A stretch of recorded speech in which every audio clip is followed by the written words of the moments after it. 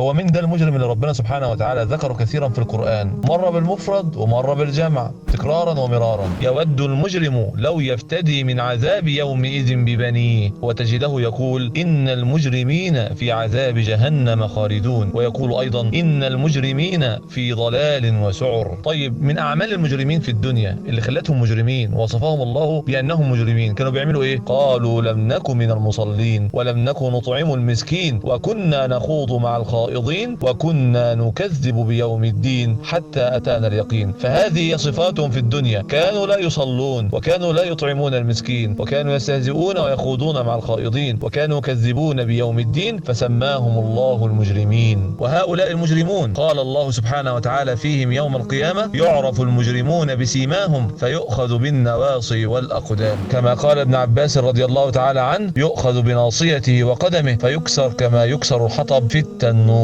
يعرفون بسيماهم. هذا المجرم له صفة يوم القيامة، أول صفة له أن عيناه زرقاء. قال سبحانه وتعالى فيهم: يوم ينفخ في الصور ونحشر المجرمين يومئذ زرقاء. هذا المجرم يأتي أسود الوجه، ووجوه يومئذ عليها غبرة أي سوداء، ومظلمة ترهقها قترة أي ترهقها ذلة. أولئك هم الكفرة الفجرة، هؤلاء هم المجرمون. ولا تنسى هذه الآية: يعرف المجرمون بسيماهم فيؤخذ بالنواصي والأقدام. يؤخذ بناصيته وقدمه فيكسر كما يكسر الحطب في التنور.